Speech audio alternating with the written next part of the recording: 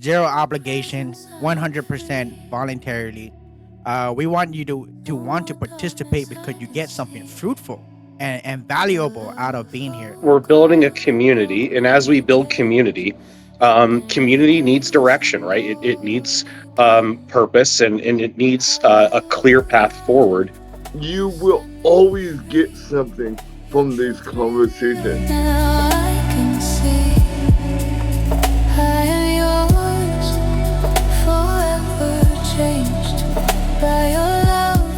What's up, everybody? Episode 2 here. And we are about to get into some really important stuff right now. Just to keep everybody safe. It's going to be a little bit boring because, not a lot of people like to listen to rules and stuff, but it's important because it prevents people from trolling us or harming people and all that stuff. So Jeremy is gonna go over some core. We're all gonna go over some core. What who we are. So yeah, Jeremy, just tell us what it's like to be in Project 95, man. Yeah. Yeah, well, today, as Lincoln said, we're going over some values and standards of our community. And um it's really like we said this on episode 1, but I promise you, um this community is one of a kind. It's amazing. There's so much life in it. And so, in order to sustain the life giving fruit for the community, we have cultivated standards and values that we require to kind of be a part of Project 95. Um, and I want to say that these values they are fluid, meaning that this is where we are in the values and the characteristics that we have right now, and they are subject to shift and change a little bit as we grow and as others come in. But as you'll hear throughout the podcast today, they're pretty simple and basic. It's not like a Mennonite rule list where you have to shave everything but your fucking beard. You know, it's none of that BS religious bullshit. So, yeah, Lincoln, why don't you hit us up with 1 and 2, man? Yeah. So number one, there's zero obligation, 100% voluntarily. We want you to want to participate because you get something fruitful and valuable out of being here. You are free to come and go, and there's no pressure.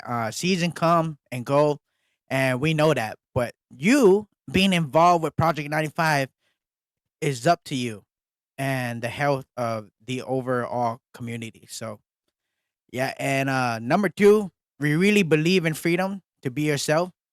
There's no there are no rules yet because we have a high value for freedom that also create a culture of maturity, respect, and sets a standard for relational connection over being right or even agreement. So we love this environment, and yeah. Yeah, and one of the things, just to give an example, I was in a conversation today with someone who really loves Project 95, and I've invited him into this community, and he knows that it's not his season. And so I was able to bless him. He's cheerleading us from social media, loving our content. And he's like, man, when I can, if I can, I'll be there, bro. And I'm like, fist bump, let's go. Another example is we have a couple really busy professionals that just don't have the time commitment. Yet we are intentional of staying in connection with them. Right. And some people are here every week, and then there's others that can only pop on maybe once every 4 or 5 months. And that's cool too. And then there's one in particular, man, Howard, who comes like maybe once every 3 months, but behind the scenes, he's supported my family for years with financial generosity and giving. And he's as part of the group as anybody. He just might not be here every single week. So it's not like it's all up to you, as Lincoln said. Number three is there's no hierarchical structure. So we've done away with hierarchy, and this is a community led group. Every voice at the table has an equal voice. So we've done away with the platform. Okay, there's no stages. We do very, very little teaching and preaching on Project 95. I made that pretty clear last week.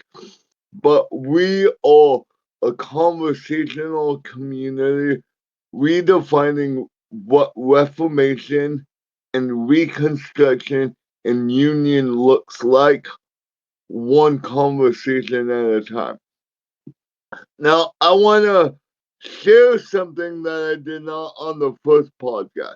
We have been very privileged to have guests come on um periodically.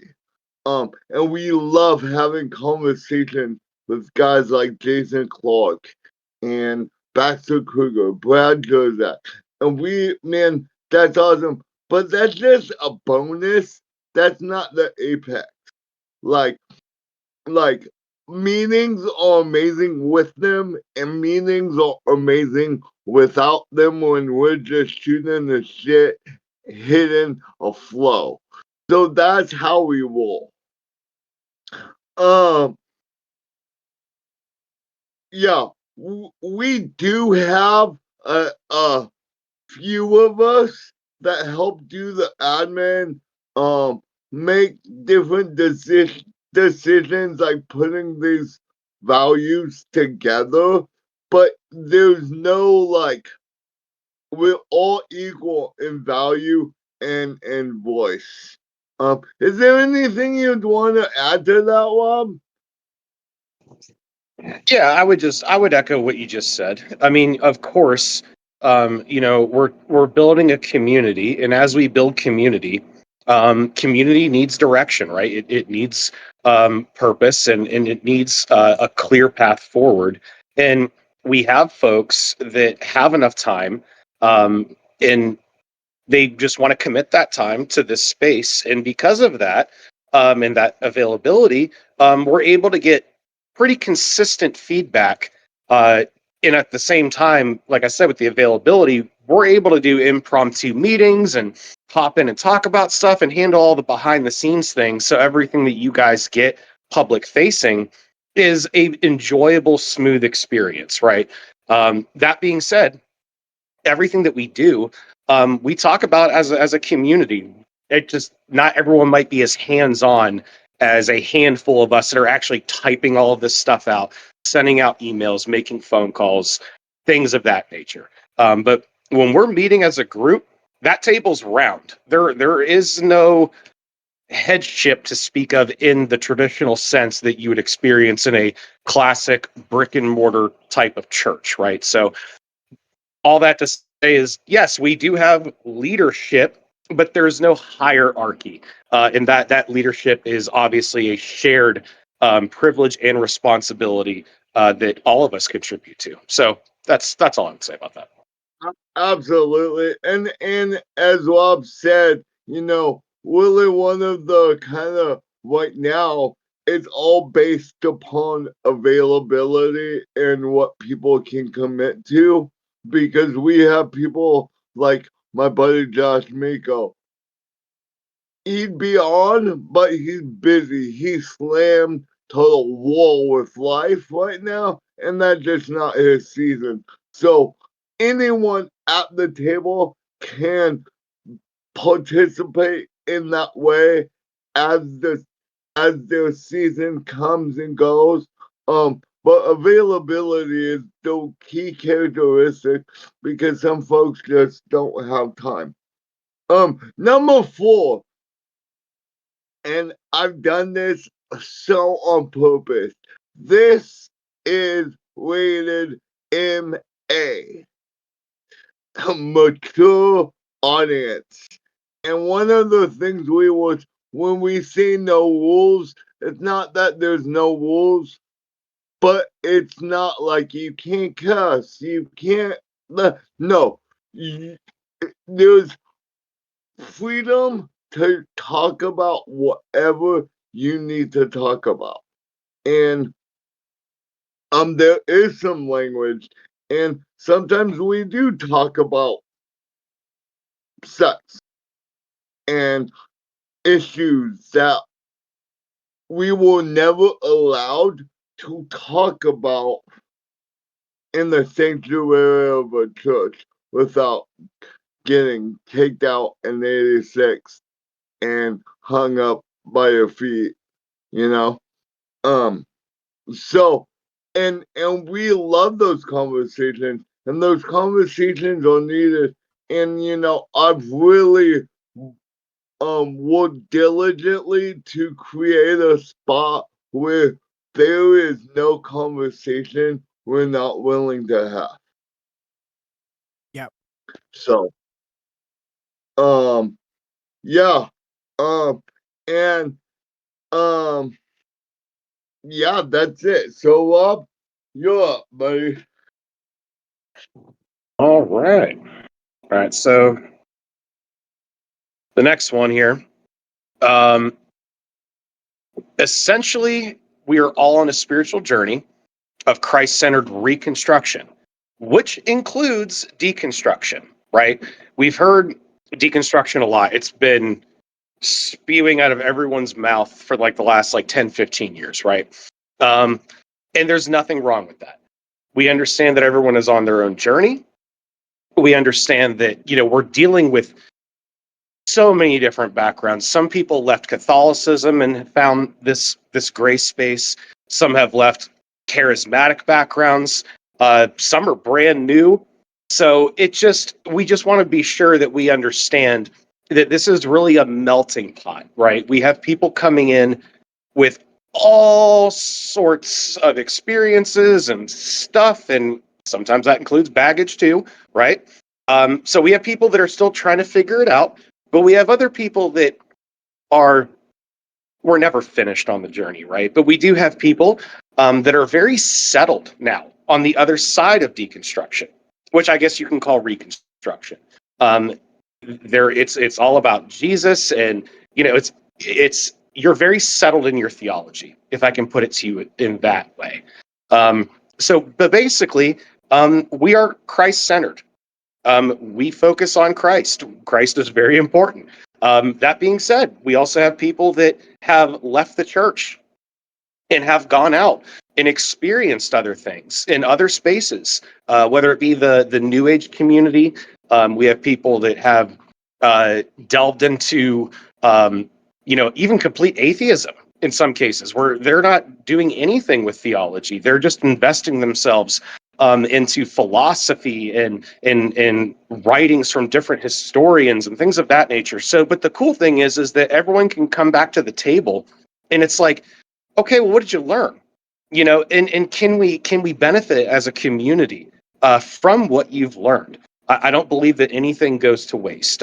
We can learn stuff from everyone and everything. So that's all I'll really say about that. But yeah, we're a Christ-centered community.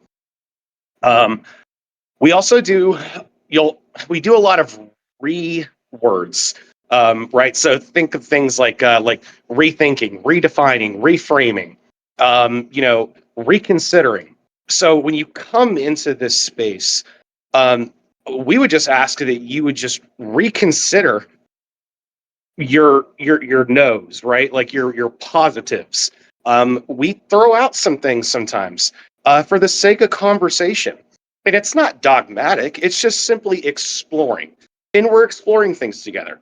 And sometimes that involves rediscovering something that you thought you had excavated all the way down. And maybe there's more, right? So when we engage, we're always trying to uh, come with some level of posture to where it's like, okay, I might know a lot about this one thing, but I can still learn something, or I can still understand something to a greater way than what I do right now. So, really, all we're saying is just come with an open mind, and ready to learn, ready to rediscover, and participate in that way. That's really all we're saying there. Um, Yeah. and then, yeah, actually, that leads right into number 8. At the core of everything is conversation. This is a conversation, an ongoing conversation. And there is no um, sermon of sorts. We don't really do that.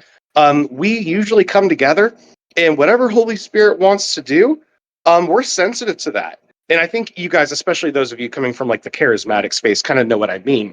There will be something in the room, a topic that comes up, and everyone just kind of latches to that topic, and we just run with it. And when the river changes course, we change course with it. We're never rigid about, okay, we need to do 3 worship songs, then we need to do 45 minutes of preaching, then we need to do, we don't do any of that stuff. It's a very free flowing conversation, and sometimes right off the rip we're into a real deep theological conversation, and that continues the rest of the night. Sometimes we're just basically shooting the shit for like 15-20 minutes and just talking because we're friends. I want to know how your day was. How'd the job interview go? How are your kids? Like, it's so and so still in the hospital. Like, we actually care about each other. And I'm not saying that no other community doesn't care about their participants or their community. That's not what I'm saying. But we're invested in each other's lives, to a very high degree. When you guys don't see us on here, we're having private conversations. We're on the phone. We're talking all the time. So we just want to say that this is so about the conversation and not necessarily about delivering a sermon, right? So I think that's about it on my end. If you guys want to keep going. Yeah. Well, let me jump in real quick and just we've connected so much that like I was on the conversation with Odin yesterday, and literally in my mind I'm like, okay, I gotta make this quick, 10 minutes. Hour and 45 minutes later, because he's my friend, and we get going, and then I only have 15 minutes before I clock into work, but I sacrifice my prep time to get ready to work because the conversation was too good to stop. It just we were flowing together, and that's every day. Like, and so it's even outside of the scheduled meetings that we have, and we're gonna start another um conversation Saturday mornings, and it's gonna be great, and y'all are all invited to that, and get to taste and see that God and Rob and Lincoln is really, really freaking good. Like, really good. And you will always get something from these conversations. And I want to say this, man, I get something every time I pick up the phone, and there's things Rob's told told me on one-on-one phone conversations that's literally shifted how I do my life. Um, so with that, we have a commitment to be teachable, to grow, mature, and to be authentic and vulnerable personally and as a collective. So, you know, I'll give you a little history. About 6 months ago, we have one of the guys in here, Kenneth. He's an emotional health specialist, and he really helped shift and shape some vulnerability characteristics that have come into the group. And so we value emotional connection and intelligence and vulnerability. And, man, I really fucked up. I need help. Can you help me? And there are pockets on our calls that get very deep, very personal, and not soapboxy, but where people really bare their heart because we've created a safe space. And that is exactly why we have these rules and these standards to to protect that, so we can allow that to happen as Holy Spirit leads us. We have an influx of folks that are in recovery, and we love it. And it's been amazing to just love on them, and to to change the narrative from "you're fucking dirtbag" to "you are the beloved of the Father. You are loved with the deepest love known to the universe." So, yeah. Jeremy, can So I add we, one thing to that real yeah, quick? Now, let's be very clear here. If you guys come and hang out with us, nobody is going to shove a microphone in your face and make you talk. Okay? We understand that vulnerability is something that is exposed and shared by trust. So no one's going to force you to be vulnerable or to divulge any information that you don't feel comfortable divulging. We completely understand that. We would just ask that when people are sharing those things, we just have the respect to just listen to them and hear them out and just kind of sit with them, and be a part of their process. But I just wanted to be clear there because we don't believe in sharpshooting.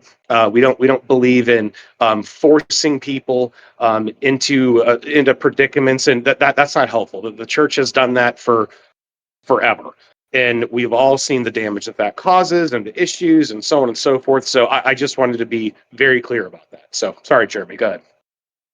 well, and I'm glad you mentioned that, Rob. And I want to say one last thing here: is there is a commitment we have to each other to see each other grow, and from time to time, there's permission to call BS on your shit. And like in a loving, grace-filled way, and specifically for me personally, I've had friends who've had to do this with me. And here's the beautiful thing. They're calling the things that are part of my false self, and they're committed to seeing the true person I am in Jesus come forth. Me and Rob had a conversation today with a wonderful woman we're gonna have on next month. And she was talking about how much of value we put on the journey of discovering who you actually are. And sometimes the folks around us see, hey, that's not you. And it's not sin hunting or nitpicking at behavior. It's pointing to you who you're not, so you, who you are can emerge. Because that's who we're talking to. That's who we're interested into rolling with deep. So Pretty much, you are Yeah, so much better than what you think you are. absolutely. Um, you know, so go Lincoln, you got number 10. Oh, my turn. Okay. Yeah. So, number 10, we gather pretty much for the purpose of connection.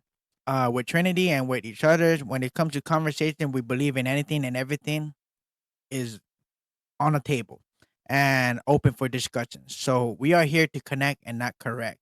I don't know about you guys, man. I hardly see any corrections. I feel like we're so connected. We're so deep in it. Like I don't know. It just pretty much just connection.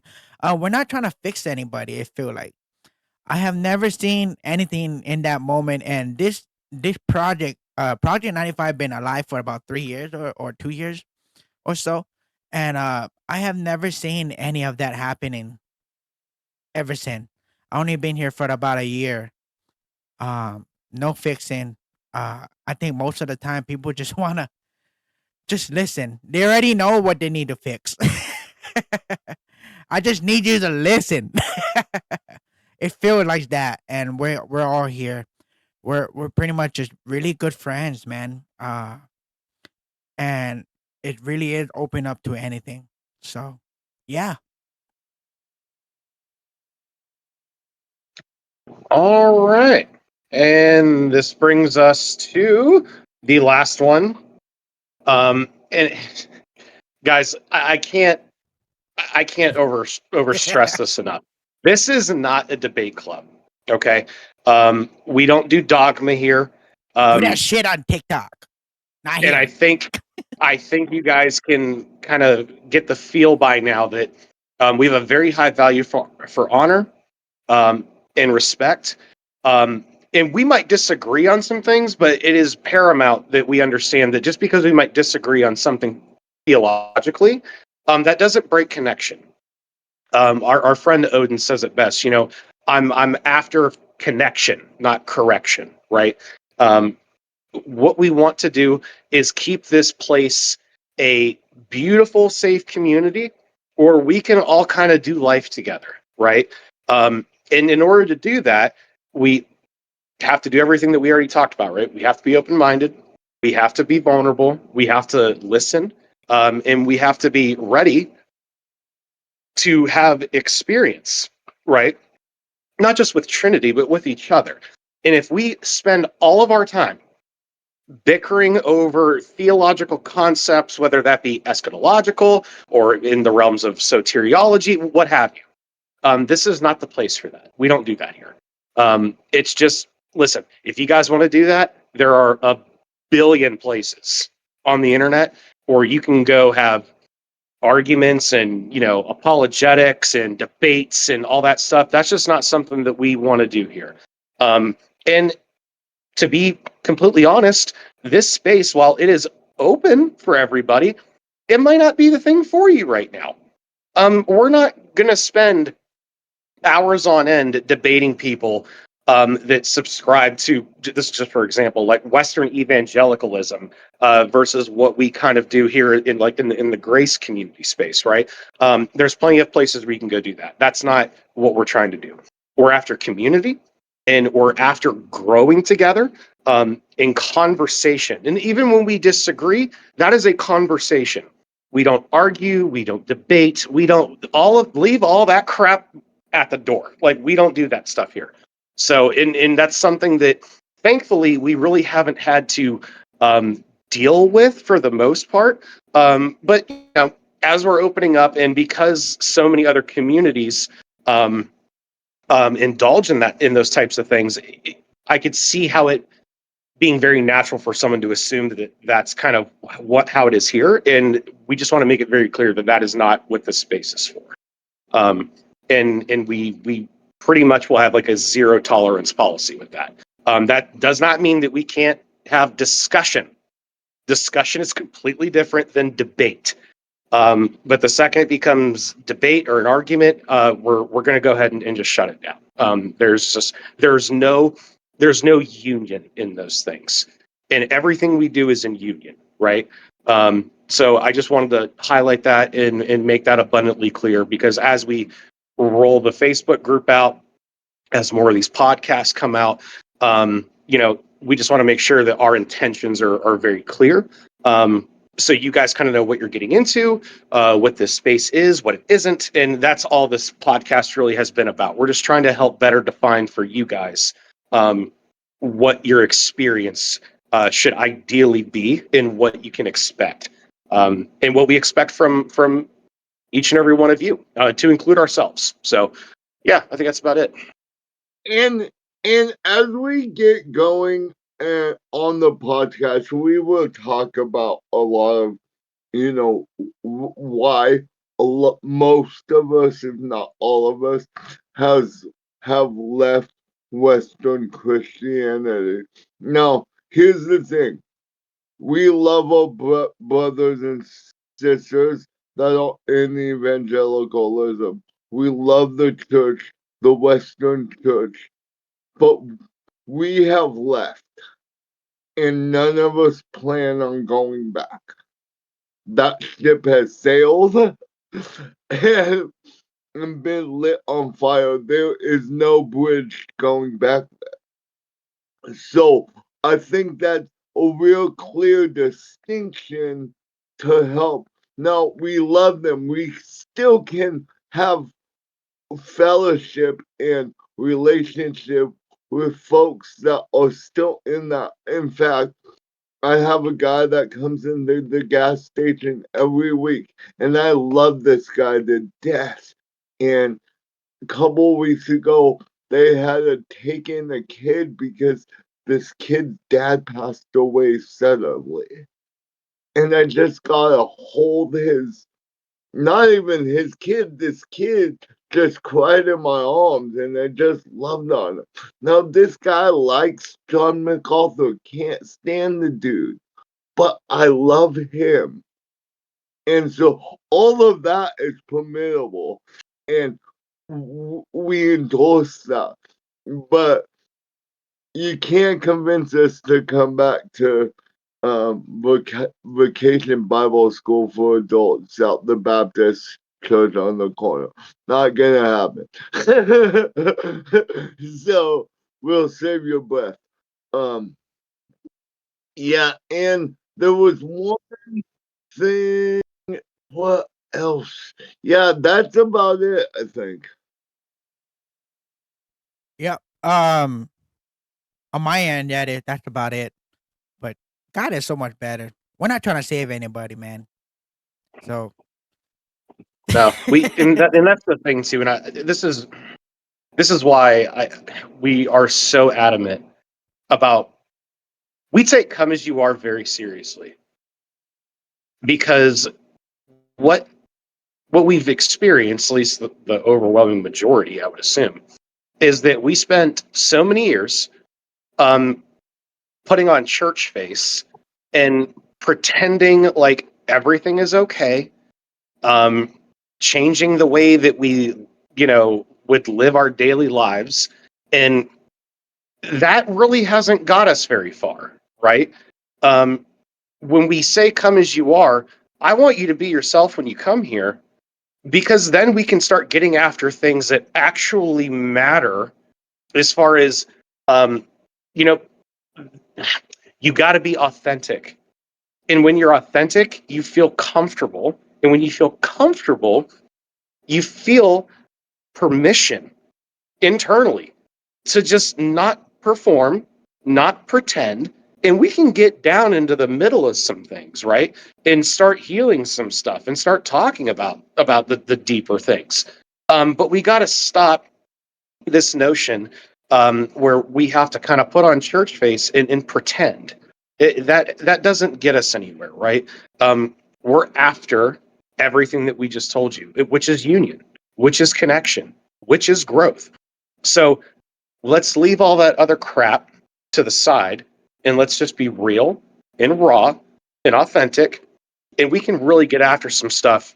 And I'll mention this too: get after it a lot faster, because when you're just unapologetically just standing there, man, we can really get after some stuff quick because we don't have to battle all of those masks that you feel like you have to put on.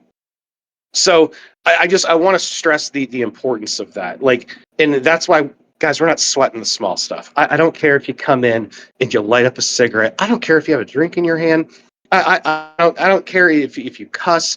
There are too many actual real problems that we have to get after and deal with if we're actually going to step this union and connection thing out. At some point, the rubber has to meet the road, and we got to go somewhere. And we want to get everyone there as quickly as physically possible. And the best way that we do that is set up an ecosystem to expedite that process to the highest degree that it can be. So sorry, I'll leave it there, but I just wanted to mention that. Well, and I want to mention something too, because along my journey, I've come across some people in the ultimate reconciliation space, the space that'll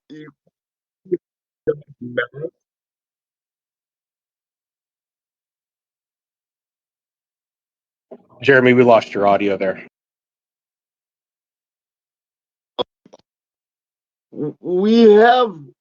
I've run across some people in the grace space and ultimate reconciliation space that are equally as dogmatic as your evangelical fire and brimstone dude.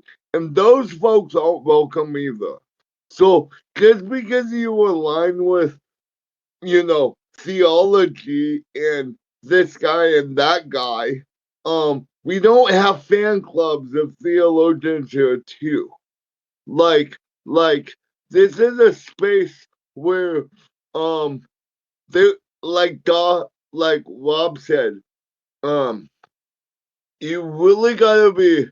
We really want to embrace childlikeness, and no matter where you are in your journey, whether you're ahead or just starting out, you can learn something from anyone. I Let me share this because I think it's relevant to the conversation. About a year ago, I was on my way to Starbucks and I just kind of flippantly asked the Lord, "What are you trying to teach me in this season?" And I'll never forget, He said, "I am cultivating a teachability in you and a humility where you can learn from John MacArthur and Richard Rohr in the same hour." And since I've heard that, I am on the belief that if I'm teachable enough, I can learn something from anyone. And that's the environment we live in. Well, guys, I think we're about out of time here. But yeah, and if you guys have questions, um, comment below. We'll do our best to answer them. I know that this video, this podcast, is not the be all end all. There are nuances. There are things that can be fleshed out. We can level bubbles and all that stuff. So if you guys comment below with your questions, we'll answer those questions. And if enough people have the same questions, we might even do another video where we can expound on some of those things. But like Jeremy said, as we continue to roll out more podcasts and cover more topics, a lot more of this will make sense as time goes on. So, but thank you guys for watching. Thank you for being patient with us, and thanks for being here. It's an honor to share the same parentheses in eternity with all you beautiful people. So, thank you guys so much.